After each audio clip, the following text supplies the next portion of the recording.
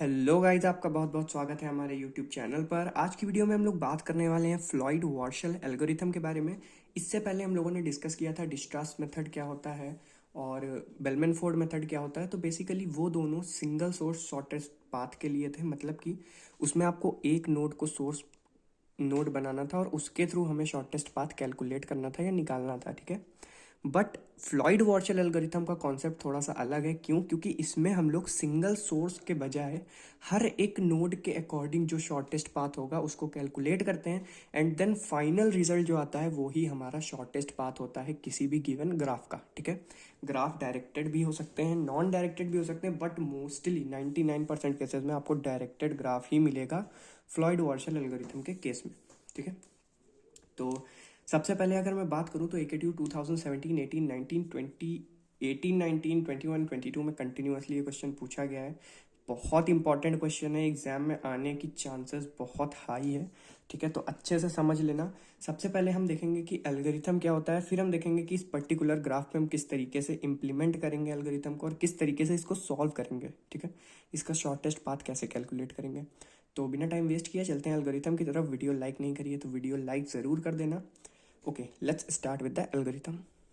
So basically algorithm बहुत छोटी सी है हमारी, सिर्फ और सिर्फ 4 स्टेप्स की हमारी एल्गोरिथम है। इसमें कुछ भी नहीं है। सबसे पहले आपको क्या करना है, सबसे पहले जितनी भी ग्राफ में हमारी नंबर ऑफ वर्टिसेस गिवन होंगी उसको हमें n मान लेना है, ठीक है। जो हमारा पर्टिकुलर गिवन ग्राफ है ये, इसमें 5 वर्टिसेस हमें गिवन है तो हम n की वैल्यू क्या मान लेंगे, 5, ठीक है। फिर अगला स्टेप हमें क्या कहता है कि create a matrix of n cross n, मतलब 5 क्रॉस 5 की एक मैट्रिक्स बनानी है जिसमें हमारी d0 क्या होती है, वो distance from n to n, मतलब कि वो, चलो इस लाइन का मतलब मैं अभी जब उसको सॉल्व करूंगा तभी मैं आपको समझा दूंगा। अभी थोड़ा समझाने में प्रॉब्लम होगी, थियोरिटिकल समझाने में, ठीक है। तो अभी मैं उसको जब सॉल्व करूंगा तब आपको ये लाइन समझा दूंगा कि इसका मतलब क्या है। हमें एक मैट्रिक्स बनानी है, उसमें हमें हर एक एलिमेंट से उसी पर्टिकुलर एलिमेंट तक की डिस्टेंस कितनी है वो निकालना है और उस एलिमेंट से दूसरे एलिमेंट्स तक की डिस्टेंस कितनी है वो निकालना है, ठीक है। मतलब क्या है कि हमें हर एक वेज एज की जो कनेक्ट हो रही है उसका वेट लिखना है और जो नहीं कनेक्ट हो रही उसकी जगह पे इन्फिनिटी लिखना है, जैसे हम लोग डिस्ट्रास मेथड में करते थे, ठीक है। ऊपर से गया, कोई बात नहीं, अभी आगे देखो समझ में आ जाएगा जब भी इम्प्लीमेंट करूंगा तब। अगले स्टेप में क्या लिखा हुआ है, हमें 3 लूप लगाने हैं, ठीक है। पहला loop k is equals to 1 to n, दूसरा loop i is equals to 1 to n और तीसरा loop j is equals to 1 to n। तीनों का मतलब क्या है, k के अंदर हमारी इंटरमीडिएट वर्टिसेस होंगी, मतलब कि जो भी वर्टेक्स हमारी k के अंदर होंगी उनको यूटिलाइज करके हम किसी पर्टिकुलर नोड से किसी दूसरी पर्टिकुलर नोड तक जा सकते हैं, ठीक है। कैसे होता है ये अभी जब हम लोग इम्प्लीमेंट करेंगे तो मैं आपको समझा दूंगा, ठीक है। आई हमारा नंबर ऑफ रोज है और जे हमारा नंबर ऑफ कॉलम है, यानी कि आई जे का मतलब है कि टी इस रो नंबर आई और कॉलम नंबर जे के एलिमेंट का एक्सेस हो रहा है यहाँ पे, ठीक है। के हमारा मैं बता चुका हूँ इंटरमीडिएट नोड होगा, ठीक है। इस फॉर्मूले को याद रखना क्योंकि एग्जाम में आपको ये फॉर्मूला लिखना बहुत इंपॉर्टेंट है। ये आपका इवन सूडो कोड में पूछा जाए, एल्गोरिथम में पूछा जाए या फिर आपको डायरेक्टली प्रोग्राम में भी अगर पूछा गया तो आपको इस फॉर्मूले को मेंशन करना पड़ेगा ये 3 लूप्स का यूज करके, ठीक है। याद रखना। दूसरी चीज़ मैं बता दूं, अगर आपको ये चीज़ें याद नहीं रखनी है तो बहुत सिंपल है, आप एल्गोरिथम अपने अकॉर्डिंग डिफाइन कर सकते हो, बस एल्गोरिथम आपकी सही होनी चाहिए, ठीक है। गलत एल्गोरिथम डिफाइन मत करना एग्जाम में वरना उसके मार्क्स कटेंगे। बाकी मैंने अपनी तरफ से ऐसी एल्गोरिथम इसमें दी हुई है जो मैक्सिमम केसेस में सही है, ठीक है। इसमें कुछ भी एरर्स होने के चांसेस काफ़ी ज़्यादा कम है। आप एल्गोरिथम अपने अकॉर्डिंग डिफाइन कर सकते हो। कोई भी एग्जाम्स में एल्गोरिथम पे कोई किसी भी तरह की कोई ना बाउंडेशन होती है और ना कोई पर्टिकुलर क्राइटेरिया होता है, ठीक है। उसके बाद अगर हम बात करें स्टेप 4 में तो रिटर्न डी एन, यानी कि हमें लास्ट में डी, जैसे कि हम लोग का ग्राफ है तो ग्राफ में 5 वर्टिसेस हैं, ठीक है, यानी एन की वैल्यू 5 है। तो हम कब तक डिस्टेंस निकालते रहेंगे, हम तब तक डिस्टेंस निकालते रहेंगे जब तक हमें 5th वर्टेक्स तक की डिस्टेंस नहीं मिल जाती। मतलब कि टोटल 5 डिफरेंट मैट्रिसेस में हमको ये चीज़ें परफॉर्म करते जाना है। एक्चुअली मैट्रिक्स एक ही होती है, परफॉर्म 5 बार करना होता है, ठीक है। बट हम लोग जब अभी सॉल्व करेंगे तो हम लोग 5 अलग अलग मैट्रिक्स बनाएंगे ताकि आपको समझ में आ जाए इजीली कि किस तरीके से प्रोसेस हो रहा है, ठीक है। तो एल्गोरिथम देख लो एक बार, लिखना हो एक बार लिख के देख सकते हो आप लोग। और ये फॉर्मूला याद रखना, अगर आप इसी एल्गोरिथम को लिख रहे हो तो इस फॉर्मूले को एग्जाम में लिखना इंपॉर्टेंट है और इसको लिख देना, ठीक है। अभी एक बार लिख के देख लो और एग्जाम में जाने से पहले एक नज़र देख लीजिएगा, ठीक है। तो चलो हम लोग अभी बेसिक प्रोसीजर पे पहुँचते हैं कि किस तरीके से हमको फ्लॉयड वार्शल एल्गोरिथम को सॉल्व करना होता है, किस तरीके से हमें शॉर्टेस्ट पाथ कैलकुलेट करना होता है, ठीक है। तो ग्राफ बना लेते हैं और हम लोग उस पर इम्प्लीमेंटेशन स्टार्ट करते हैं। सबसे पहले क्या करना है, D0 हमें बना लेना है। D0 का मतलब कि डिस्टेंस फ्रॉम जीरोथ नोड, ठीक है। जीरोथ नोड इसमें है नहीं तो पहली नोड से ही हम लोग, यानी कि पर्टिकुलर नोड को हम लोग एक ही नोड को एक बार यूज कर सकते हैं, किसी भी और नोड को हम पहली नोड के लिए यूज नहीं कर सकते। अभी मतलब ये है, सिंपल सा करता हूँ मैं तब समझ आएगा, ऐसे थोड़ा सा बताने में प्रॉब्लमेटिक हो रहा है, ठीक है। हमें क्या करना है, सबसे पहले मैट्रिक्स बना लेनी है। 5x5 की हमने मैट्रिक्स बनाई है क्योंकि हमारे ग्राफ में 5 वर्टिसेस हमें गिवन है, ठीक है। सो अब हम लोगों ने ग्राफ भी ले लिया एक्चुअली, ताकि प्रॉब्लम ना हो, आप लोग को ग्राफ बार बार देखना ना पड़े। तो अभी हम क्या करेंगे, सबसे पहला स्टेप हमें ये होता है, हमें 1 से 1 की डिस्टेंस कैलकुलेट करनी है, ठीक है। अब सिंपल सा n to n हमें डिस्टेंस लिखनी है बस, और कुछ नहीं करना है, ठीक है। तो 1 to 1 डिस्टेंस कितनी है, 0। 1 से 2 की डिस्टेंस, 1 से 2 की कोई डायरेक्ट एज नहीं है तो हम डिस्टेंस क्या कर देंगे, इन्फिनिटी, ठीक। 1 से 3 जाना है हमें, डायरेक्ट एज है 6। 1 से 4 जाना है, डायरेक्ट एज है 3 डिस्टेंस। 1 से 5 जाना है, नो डायरेक्ट एज, तो इन्फिनिटी। अगेन 2 से सेम चीज करेंगे, जहां पे डायरेक्ट एज है वहां पे वैल्यू देंगे, जहां डायरेक्ट एज नहीं है वहां पे हम किसी और नोड का यूटिलाइजेशन नहीं करेंगे, हम उसको इन्फिनिटी वैल्यू दे देंगे, ठीक है। तो 2 से जाएंगे 1, 3, डायरेक्ट नोड, डायरेक्ट एज है हमारे पास। 2 से 3 जाने के लिए कोई डायरेक्ट एज नहीं है, सॉरी 2 से 2 जाना है ना, 2 से 2 तो 0 हो जाएगा।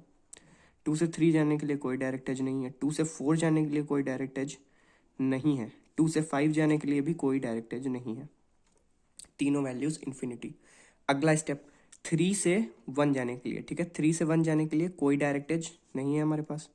3 से 2 जाने के लिए भी कोई डायरेक्ट एज नहीं है। 3 से 3 जाने के लिए तो 0 हो जाएगा, 3 3। 3 से 4 के लिए है डायरेक्ट एज 2, ठीक है। 3 से 5 के लिए कोई डायरेक्ट एज नहीं है। अगेन 4 से, ठीक है। 4 से 1 जाने के लिए कोई डायरेक्ट एज नहीं है। 4 से 2 जाने के लिए है 1। 4 से 5 जाने के लिए, सॉरी 4 से 3 जाने के लिए है, ये भी 1 है। 4 से 4 0, 4 से 5 नो एज, तो ये भी इन्फिनिटी। अगेन 5 से चेक करो, 5 से 1 जाने के लिए कोई एज नहीं है। 5 से 2 जाने के लिए ये एज है हमारे पास, कॉस्ट 4। 5 से 3 जाने के लिए कोई डायरेक्ट एज नहीं। 5 से 4 जाने के लिए 2 है। 5 से 5 तो 0 रहेगा हमारा। ये हो गई हमारी पहली मैट्रिक्स D0, ठीक है। इसमें क्या करना होता है, हम जिस वर्टेक्स पे हैं अगर हमारे पास डायरेक्ट एज है कोई तो हम डिस्टेंस कैलकुलेट कर सकते हैं, अगर कोई डायरेक्ट एज नहीं है तो इन्फिनिटी डिस्टेंस मान लेते हैं हम, ठीक है। अब क्या होगा, अब हमारा जो K वैल्यू है, ठीक है, जो K मैंने बताया था जो इंटरमीडिएट नोड का सेट था, उसमें अब क्या होगा, अब उसमें नोड नंबर 1 इंक्लूड हो जाएगी, ठीक है। 1 वाली नोड इंक्लूड हो जाएगी। अब 1 नोड का इंक्लूड होने का मतलब क्या है, इसका मतलब ये है कि अब हम किसी भी नोड से, ठीक है, फॉर एग्जांपल हम 2 पे हैं तो हम 1 के थ्रू कहीं भी जा सकते हैं, कहीं भी इन द सेंस अगर 2 से हमें 3 जाना है, ठीक है, 2 से हमें 3 जाना है तो हम 1 के थ्रू जा सकते हैं, ठीक है। इसका ये मतलब है सिंपल सा। 4 से हमें 3 जाना है तो हम 1 के थ्रू नहीं जा सकते, हम लोग 4 से तो डायरेक्टली ही जा सकते हैं। फॉर एग्जांपल 5 से हम डायरेक्ट 3 नहीं जा सकते, ठीक है। 5 से 1 के थ्रू भी 3 नहीं जा सकते, ठीक है। तो अगर 1 के थ्रू भी 3 नहीं जा सकते तो इसका मतलब ये नहीं कि 5 से 4 के थ्रू चले जाएंगे, नहीं। 1 इंक्लूड का मतलब है कि हम, अगर हमारे पास कोई डायरेक्ट एज नहीं है किसी एक पॉइंट से दूसरे पॉइंट पहुंचने के लिए तो हम 1 को as a intermediate node use कर सकते हैं, वहां जाएं और फिर वहां से उस पर्टिकुलर नोड पे चले जाएं, ठीक है। इसका मतलब है ये। तो अब हम बनाते हैं D1, ठीक है। जब K में 1 इंक्लूड होगा तब हमारी कौन सी मैट्रिक्स बनेगी, D1। तो मैं मैट्रिक्स बना लेता हूँ। तो हमने अगली मैट्रिक्स बना ली, यहाँ पे हमें पता है K इज इक्वल्स टू 1, यानी कि K के सेट में हमारा एक नोड है, ठीक है। तो यानी कि 1 के थ्रू हम कहीं भी जा सकते हैं, 1 को यूटिलाइज कर सकते हैं। तो अब इसको कर दो बंद, ठीक है। बट बंद करने से पहले क्या करना है, अब 1 वाला रो और 1 वाला column as it is note कर लो, क्योंकि उसमें किसी भी तरह का कोई भी चेंज अब नहीं आएगा, ठीक है।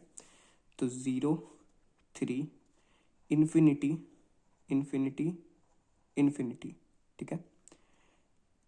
अगेन इन्फिनिटी 6 इन्फिनिटी 6 3 इन्फिनिटी, ठीक है।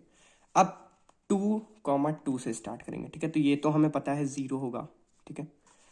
अब आ जाओ ग्राफ पे, ठीक। अब देखो 2,3, 2 से 3 जाने के लिए कोई डायरेक्ट एज नहीं है, बट 2 से 1 के थ्रू 3 जा सकते हैं। तो 6 + 3 यहाँ पे आया वैल्यू 9। 2 से 4 जाना है, 2 से 4 जाना है, 1 के थ्रू जा सकते हैं, 3 + 3 6। 2 से 5 जाना है, 1 के थ्रू जा सकते हैं, नहीं 1 के थ्रू नहीं जा सकते, और डायरेक्ट भी कोई एज नहीं, तो ये फिर से इनफाइनाइट, ठीक है।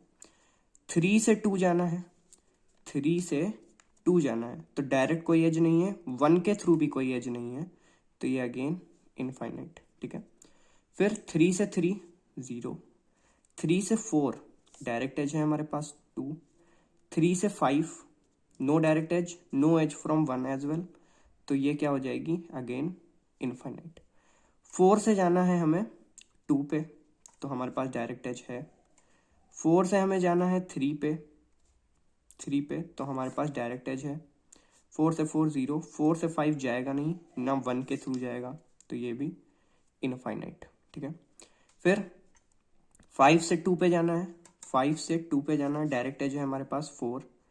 5 से 3 पे जाना है, 5 से 3 पे जाना है, कोई डायरेक्ट एज नहीं है, और 1 के थ्रू भी कोई एज नहीं है, क्योंकि 5 से 1 नहीं जा सकते डायरेक्टली हम लोग, ठीक है। तो ये क्या हो जाएगा इनफाइनाइट। 5 से 4 जाने के लिए डायरेक्ट एज है हमारे पास, 5 से 5 0, ठीक है। तो ये हो गया हमारा D1। अब जैसे ही D1 हो गया, इसका मतलब के अंदर अब कौन सी वैल्यूज आ जाएंगी 1,2, 2 वर्टेक्स इंक्लूड हो गई, ठीक है। अब 1 के थ्रू भी हम जा सकते हैं और 2 के थ्रू भी हम जा सकते हैं, बट हम लोग क्या जो प्रायोरिटी होगा वो 2 के थ्रू होगा, ठीक है, कि हम कहीं 2 के थ्रू विजिट कर सकते हैं या फिर नहीं। अगर नहीं कर सकते तो हम 1 को भी इंक्लूड कर सकते हैं, ठीक है। फॉर एग्जांपल कोई ऐसी नोड है, वेट सेकेंड, मान लो कि हमें 5 से 3 जाना है, ठीक है। 5 से हम 2 गए, ठीक है, क्योंकि हम 2 को इंक्लूड कर सकते हैं, तो 5 से हम 2 जाएंगे। 2 से डायरेक्ट 3 नहीं जा सकते, तो इस केस में हम क्या करेंगे, 2 से 1 और फिर 1 से 3 जा सकते हैं, ठीक है। तो हम इस वैल्यू को इंक्लूड कर लेंगे, इसका ये मतलब है, ठीक है। सो अब हम बना लेते हैं एक और मैट्रिक्स D2, ठीक है। तो D2 में क्या होगा, अब हम 2 नोड्स को इंक्लूड कर पाएंगे, यानी 2 इंटरमीडिएट नोड यूज कर पाएंगे। तो चलिए स्टार्ट करते हैं यहाँ से। अब हमें सबसे पहले क्या करना है, 2 वाला हमें एज इट इज कॉपी कर लेना है रो और कॉलम, ठीक है। तो ये हमारी कॉलम है और ये हमारा रो है, तो हम पहले इसको कॉपी कर लेते हैं। इन्फिनाइट 0 इन्फिनाइट 1 4, इसको हम इसलिए कॉपी कर रहे हैं क्योंकि इनकी वैल्यूज में कोई भी चेंजेस नहीं आएंगे, ठीक है। 3 0 9 6 एंड इन्फिनिटी, ठीक है। अब क्या करो, अब 1 से 1 तो 0 ही रहेगा, और 3 से 3 0, तो ये तो 0 रहेंगे, ठीक है। बाकियों को कैलकुलेट करना है, तो अब हम लाते हैं ग्राफ, ठीक है। हम इंक्लूड किसको कर सकते हैं, 1 और 2 को, ठीक है। किसी भी नोड पे पहुंचने के लिए हम इन दोनों को यूटिलाइज कर सकते हैं एज एन इंटरमीडिएट नोड, ठीक है। सबसे पहले क्या करेंगे, 2 से 3 जाना, अरे 2 वाला हो गया, 1 से 3 जाना है, ठीक है। 1 से 3 जाना है, तो डायरेक्ट पाथ है हमारे पास 6, तो हम लिख देंगे, ठीक है। और कोई शॉर्टेस्ट पाथ 2 के थ्रू इस पर नहीं है जाने का। फिर 1 से 4, 1 से 4 डायरेक्ट पाथ है 3, ठीक है, तो लिख देंगे। 1 से 5 जाने का कोई डायरेक्ट पाथ नहीं है, इन्फिनिटी। 2 के थ्रू भी कोई पाथ नहीं है, ठीक है। 3 से 1 जाना है, 3 से 1 जाना है, डायरेक्ट नहीं जा सकते, 2 के थ्रू भी नहीं जा सकते, तो ये भी इनफाइनाइट। 3 से 3 हो चुका, 3 से 2 हो चुका, 3 से 4, 3 से 4 जाने के लिए हमारे पास डायरेक्ट पाथ है 2। 3 से 5 जाने के लिए कोई पाथ नहीं है।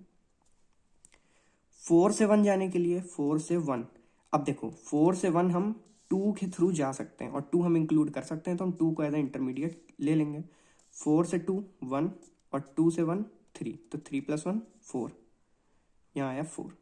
4 से 3 जाने के लिए हमारे पास डायरेक्ट पाथ है, तो हम पहुंच जाएंगे। 4 से 4, 4 से 5 जाने के लिए कोई डायरेक्ट पाथ नहीं है, 2 के थ्रू भी नहीं जा सकते, तो ये अगेन इनफाइनाइट, ठीक है। 5 से 1 जाना है, 5 से 1, 2 के थ्रू जा सकते हैं तो 4 + 3 7, 5 से 3, 5 से 3, 2 और 1 दोनों को यूज़ कर सकते हैं, ठीक है। तो 5 से 2 गए, यहाँ से कोई डायरेक्ट पाथ नहीं है इसलिए हम 1 के थ्रू जा रहे हैं, ठीक है। तो 4 + 3 7 + 6 11, सॉरी 7 + 6 13, ठीक है। इसके बाद 5 से 4 जाना है हमें, 5 से 4 डायरेक्ट पाथ है हमारे पास, तो डायरेक्ट पाथ के थ्रू चले जाएंगे हम। अगर डायरेक्ट पाथ नहीं होता या फिर डायरेक्ट पाथ होता उसके बाद भी यहाँ 1 है, ठीक है। अब यहाँ क्योंकि अब उस साइड का है तो यहाँ कोई मतलब नहीं है, ठीक है। फॉर एग्जाम्पल ये एरो अगर इधर का होता है, यहाँ 1 होती और यहाँ 1 होती, तो यहाँ से अगर 2 मिल पाता तो भी इक्वली आता, तो छोड़ो उसका कुछ मतलब नहीं है, ठीक है। तो अभी फिलहाल हमारी ये मैट्रिक्स बन गई है। सो आई होप इतना तो समझ आया होगा ना, कन्फ्यूज़ होने की ज़रूरत नहीं है। मैं थोड़ा सा कन्फ्यूज़ हो रहा हूँ बट इट्स ओके, मैं समझा दूंगा, चिंता मत करो, ठीक है। सो अभी क्या करेंगे, D2 हमारा हो गया। अब हमें क्या करना है, अब K में हम एक और वर्टेक्स को इंक्रीमेंट करेंगे, मतलब कि अब K सेट में हमारी कितनी वैल्यूज आ जाएंगी, 1 2 और 3, ये तीनों वर्टेक्स। अब हम इन तीनों वर्टेक्स का यूटिलाइजेशन कर सकते हैं किसी भी नोड पे पहुंचने के लिए, ठीक है। अब हम देखेंगे शॉर्टेस्ट पाथ किस तरीके से चेंज होता है, ठीक है। तो अब हम बनाते हैं D3।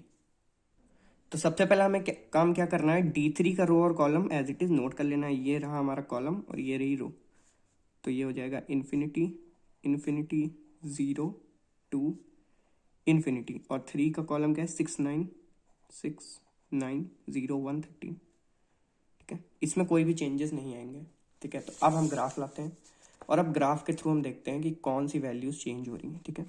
1 से 1 जाना, ये तो 0 रहेगा, 2 से 2 भी 0 रहेगा, ये भी 0 एंड ये भी 0। 1 से 2 जाना है, ठीक है। तो 1 से 2 हम डायरेक्ट नहीं जा सकते, क्या 3 के थ्रू जा सकते हैं, नहीं 3 के थ्रू भी नहीं जा सकते, 2 वैसे भी नहीं जा सकते, तो फिर ये क्या होगा, ये इन्फिनाइट ही रहेगा। 1 से 4, 1 से 4 डायरेक्ट पाथ है हमारे पास 3, और 3 के थ्रू जो पाथ है हमारे पास वो है 6 + 2 8। तो 8 बड़ा है या 3, 8 बड़ा है तो ऑफकोर्स हम शॉर्टेस्ट पाथ लेंगे, तो हम 3 वाला ही पाथ लेंगे, तो 3 ये हो जाएगा, ठीक है। 1 to 5 जाने का शॉर्टेस्ट पाथ, 3 के थ्रू जा सकते हैं, 6 2, बट यहाँ पे 4 आ जाएगा, और 4 हम इंटरमीडिएट में अभी इंक्लूड नहीं कर रहे हैं। 2 के थ्रू भी नहीं जा सकते, डायरेक्ट भी नहीं जा सकते, तो ये अगेन इनफाइनाइट, ठीक है। 2 से 1 जा सकते हैं, 2 से 1 डायरेक्ट पाथ है हमारे पास, 3 के थ्रू कोई पाथ नहीं है, तो डायरेक्ट पाथ यही है, तो हम इसी को नोट कर लेंगे। 2 से 4, 2 से 4 3, ये 3 मिला हमें और ये 3 6, ठीक है। प्लस हम 3 को भी इंक्लूड कर सकते हैं, तो हम एक बार वो भी पाथ चेक करेंगे ताकि ऐसा ना हो कि वो शॉर्टेस्ट पाथ हो और हम लॉन्ग पाथ यूज कर रहे हैं। तो 3 + 6 9 + 2 11, तो ये 11 है और ये 3 है, तो ऑफकोर्स हम ये 6 है, तो हम लोग ऑफकोर्स 6 वाला पाथ लेंगे, 3 3 6, ये 6 हो गया। 2 से 5, 2 से 5 जाने के लिए 1 के थ्रू कोई पाथ नहीं, 3 के थ्रू भी कोई पाथ नहीं है, तो 2 से 5 अभी नहीं जा सकते हैं, ठीक है।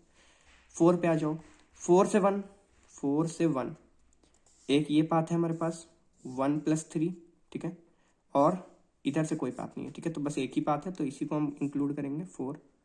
4 से 2 जाने के लिए डायरेक्ट जा सकते हैं 1, 4 से 5, 4 से 5 जाने के लिए, ठीक है, 1 5 जाने के लिए तो कोई पाथ नहीं है, तो ये भी इन्फिनाइट अगेन। अब 5 से चेक करो, 5 से 1 जाना है, 4 + 3, ठीक है, और 4 ये तो अभी इंक्लूड नहीं करेंगे हम, तो ये 4 इसका कॉस्ट प्लस इसका कॉस्ट हो गया 7। 5 से 2 जाना है, 5 से 2 डायरेक्ट जा सकते हैं, 5 से 4 जाना है डायरेक्ट जा सकते हैं, ठीक है। तो ये भी हमारी मैट्रिक्स हो गई कंप्लीट, ठीक है। मतलब कि के में जितने वर्टिसेस आपके बढ़ते जाएंगे आप उन सारी वर्टिसेस को इंक्लूड करते जाओगे, ठीक है, उनको यूज कर सकते हो आप, इसका मतलब ये है सिंपल सा। अब के का क्या होगा, अब इसमें एक और वैल्यू बढ़ जाएगी 1 2 3 और 4th वर्टेक्स भी, यानी कि अब इन चारों वर्टेक्स का यूज कर सकते हैं हम किसी भी नोड से किसी भी नोड पे पहुंचने के लिए, इसका यूज अभी नहीं कर सकते, ठीक है। तो अब हम बनाएंगे D4। सो अब हमने D4 ले लिया है, ठीक है, और मैंने फोर्थ रो और फोर्थ कॉलम यहाँ पे ऑलरेडी नोट कर रखा है क्योंकि इसमें कोई भी चेंज नहीं होगा, ठीक है। और ये जो हमारा डायगोनल है ये 0 रहेगा, आपको पता है, ठीक है। तो अब लाते हैं ग्राफ और अब देखते हैं क्या क्या चेंजेस इसमें आ रहे हैं, ठीक है। Just a second. तो ये रहा हमारा ग्राफ। अब हम क्या करेंगे, अब हम देखेंगे 2 से 2 जाने के लिए कौन सा शॉर्टेस्ट पाथ है यूटिलाइजिंग ऑल दीज नोड्स, ठीक है। 2 से 2 ओ सॉरी 1 से 2 जाने के लिए 1 से 2 हम डायरेक्ट नहीं जा सकते, बट अब हम 4 के थ्रू जा सकते हैं, ठीक है, 4 के थ्रू जा सकते हैं। 3 + 1 कितना हुआ 4, प्लस अब हम 3 और 4 दोनों के थ्रू भी जा सकते हैं, यानी कि हम 6 + 2 + 1 भी कर सकते हैं। बट ये करने पे पाथ ज़्यादा लंबा हो जाएगा, हमें शॉर्टेस्ट पाथ चाहिए, तो हम 4 से डायरेक्टली 2 पे जाएंगे। 3 + 1 4, ठीक। 1 से 3 जाना है, 1 से 3 हम डायरेक्ट जा सकते हैं 6, ठीक है, प्लस अब हम 4 के थ्रू भी जा सकते हैं, ठीक है, इंक्लूडेड 4। तो 4 के थ्रू अगर हम जाएंगे तो 3 + 1 4 एंड 4 इज लेस देन 6, तो इसको अपडेट करके हम क्या कर देंगे 4, ठीक है। 3 से 1 4, ठीक है। अब 2 से ओ सॉरी 1 से 3 गए ना हम, तो यहाँ पे 4 होगा। 1 से 3, 1 से 5 जाना है, 1 से 5, ठीक है। 1 से 5 जाने के लिए हम 4 के थ्रू जा सकते हैं, 2 के थ्रू जा सकते हैं, 3 के थ्रू जा सकते हैं, बट द प्रॉब्लम इज कि 5 पे जाने का कोई रास्ता है ही नहीं, तो ये इनफाइनाइट ही रहेगा, ठीक। अब आओ 2 पे, 2 से 1 जाने का ये रास्ता है, और 2 से 1 जाने का कोई रास्ता नहीं है, किसी को भी यूटिलाइज कर लो, कोई और रास्ता नहीं है, तो ये डायरेक्ट बात है, तो इसी को हम नोट कर लेंगे 3। 2 से 3 जाने के लिए, 2 से 3 जाने के लिए 1 के थ्रू जा सकते हैं, 1 से 4 जाएं और फिर 3 जा सकते हैं, तो 3 + 6 9, 3 + 3 + 1 7 एंड 7 इज लेस देन 9, तो हम 2 1 4 ऐसे 3 पे जाएंगे। 2 से 3 जाने के लिए हम 7 कॉस्ट लेंगे, ठीक है। तो हम यहाँ पे क्या हो जाएगा अपडेट होके 7, 3 + 3 + 1। इसके बाद 2 से हमें जाना है 5, 2 से 5 कोई पाथ नहीं है, अगेन इनफाइनाइट। 3 से 1, 3 से 1, 3 से 1 हम 2 + 1 + 3 6, ठीक है। और 3 से 1 जाने का कोई पाथ नहीं, और कोई पाथ नहीं है 3 से 1 जाने का, तो हम ऐसे ही जाएंगे 2 + 1 + 3 6। 3 से 2 जाने के लिए 2 + 1 3, फिर 3 से 5 जाने के लिए कोई पाथ नहीं, इनफाइनाइट, ठीक है।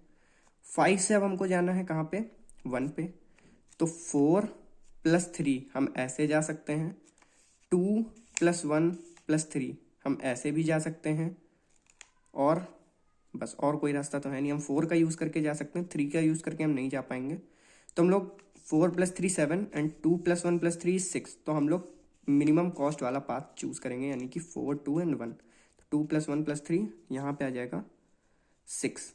5 से 2 जाना है, 5 से 2 हम ऐसे जा सकते हैं 4, और ऐसे भी जा सकते हैं, क्योंकि हम 4 को यूज़ कर सकते हैं। तो अगर हम इधर से जाएंगे तो हमारी कॉस्ट कम लगेगी, 2 + 1 3, और इधर लग रही है 4, तो हम लोग कम कॉस्ट के थ्रू जाएंगे, ठीक है। तो यहाँ पे 3 आ जाएगा। फिर 5 से 3 जाना है, 5 से 3 अगेन हम 4 3 6 करके भी जा सकते हैं, हम 2 1 3 6 करके भी जा सकते हैं, हम 2 और 1 डायरेक्टली इधर से भी जा सकते हैं। तो हम लोग मिनिमम कॉस्ट लेना है, तो हम इधर से जाएंगे 5 2 एंड 1, 2 + 1 3। ये मैट्रिक्स भी हो गई कंप्लीट। अब क्या होगा, अब के में हमारी सारी वैल्यूज आ जाएंगी, ठीक है, 1 2 3 4 एंड 5। मतलब कि अब हम किसी भी वर्टेक्स की हेल्प से जाना हो या सारी वर्टेक्स की हेल्प से जाना हो, अब हम विजिट कर सकते हैं हर एक नोड पे, ठीक है। तो आप क्या करेंगे, अब अगेन D5 मैट्रिक्स बनाएंगे जो हमारी लास्ट मैट्रिक्स होगी, और उसके अंदर हम चेक करेंगे कि कौन कौन सा पाथ आ रहा है, वो ही हमारे फाइनल शॉर्टेस्ट पाथ होगा, ठीक है। तो चलिए बना लेते हैं मैट्रिक्स। सो यहाँ पे हमने D5 मैट्रिक्स बना ली है, और इसमें 5th वाला रो एंड कॉलम इंक्लूड कर लिया है, क्योंकि इसमें किसी भी तरह का कोई चेंज अब नहीं होगा, ठीक है। अब हम क्या करेंगे, अब हम फिर से पाथ ढूंढेंगे ग्राफ के अंदर। 1 से 2 जाने के लिए, 1 से 2 जाने के लिए शॉर्टेस्ट पाथ हमारा क्या हो सकता है, 1 से 2 जाने के लिए हमारा शॉर्टेस्ट, देखो 5th नोट हमने इंक्लूड तो कर ली है, बट मैं आपको बताता हूँ 5th नोट इंक्लूड करने का कोई फायदा नहीं होगा, हमको किसी भी तरह का चेंजेस नहीं आएंगे इसमें मैट्रिक्स में। क्यों नहीं आएंगे, क्योंकि इवन हम 5th को इंक्लूड कर रहे हैं, बट 5 के थ्रू हम कहीं भी जा नहीं सकते, क्योंकि 5th नोड पे जाने के लिए कोई पाथ ही नहीं है, ठीक है।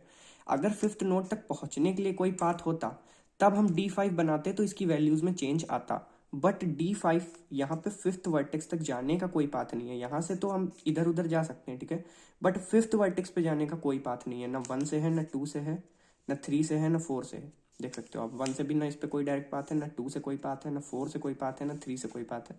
तो क्योंकि 5 पे जाने के लिए कोई डायरेक्ट पाथ है ही नहीं, यानी कि 5 पे हम जा ही नहीं पाएंगे। 5 से हम कहीं भी जा सकते हैं बट 5 पे हम नहीं जा सकते। तो इस केस में क्या होगा, जो हमारी D4 पे मैट्रिक्स हमको मिली थी यही हमारी फाइनल मैट्रिक्स हो जाएगी, ठीक है।